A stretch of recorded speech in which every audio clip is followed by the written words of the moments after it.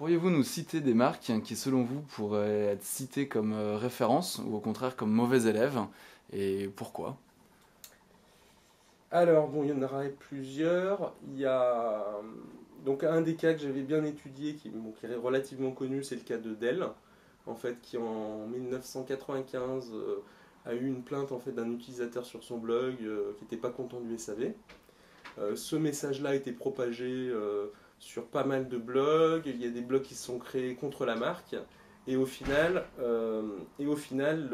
ça a eu des gros impacts sur l'entreprise puisque le cours de bourse a baissé et ça a provoqué le retour de Michael Dell. Bon, ils avaient d'autres problèmes également dans la société, ils n'étaient pas bien au goût du jour du marché et ils ont décidé de beaucoup investir avec 25 personnes dans la gestion de communauté.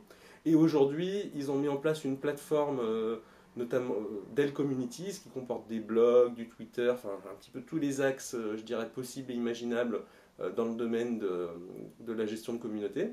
Et notamment Dell Idea Storm leur a permis de mettre en œuvre 400 idées proposées par des internautes.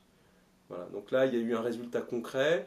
Ils avaient, je dirais, plus de 60% d'opinions négatives, ils sont passés à 40%. Donc ils ont réussi à faire progresser. Donc c'est un cas qui est... Aujourd'hui on manque un petit peu de recul hein, pour dire qui sont les bons élèves. D'autres cas, bon, des sociétés comme Starbucks arrivent à bien impliquer, je dirais, leurs différents franchisés. Enfin, ou, je ne sais plus si c'est des franchisés ou pas, mais en tout cas ils ont une action à la fois au niveau local et c'est une, je dirais, qui répand bien la culture de Starbucks. Donc ça c'est quelque chose de pas mal. C'est la marque la plus citée hein, sur Twitter d'ailleurs. Donc on peut dire qu'ils arrivent bien à se servir des médias sociaux. Moi je les ai par exemple croisés hier à Lyon et ils ont pris des photos, ils nous faisaient goûter du café, et ils prenaient des photos pour la page Facebook. Donc ils sont vraiment dans la vraie vie, c'est pas quelque chose qui est géré de manière centralisée. Après il y a d'autres exemples dans les ONG où en fait ils font participer, je ne donne pas le nom de l'ONG, mais ils arrivent à faire participer les gens qui ont bénéficié de l'ONG pour montrer un petit peu à quoi sert l'ONG et susciter des vocations. Donc ça peut être aussi de fédérer les gens, donc ça peut être des exemples.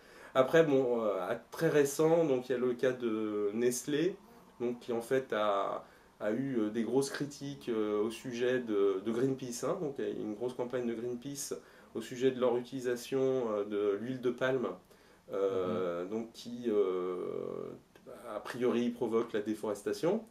Et c'est vrai qu'ils n'ont rien trouvé de mieux que de fermer leur page Facebook. Donc bon, c'est des mauvais élèves, ça ne veut pas dire qu'une marque comme Nestlé, ça va lui causer du tort. Ça va être contre-productif, en tout cas.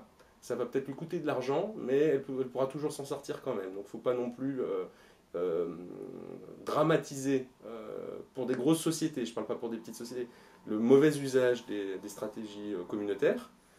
Puisque si on prend le cas de Le Sieur qui a très mal géré son problème sur les huiles ukrainiennes, finalement, ça n'aura pas causé autant de tort que ça. Bon, ils ont eu une mauvaise image, certes, mais finalement, tout le monde continue à acheter leurs produits, malgré qu'ils aient modéré leur blog de manière un petit peu en enlevant tous les commentaires négatifs.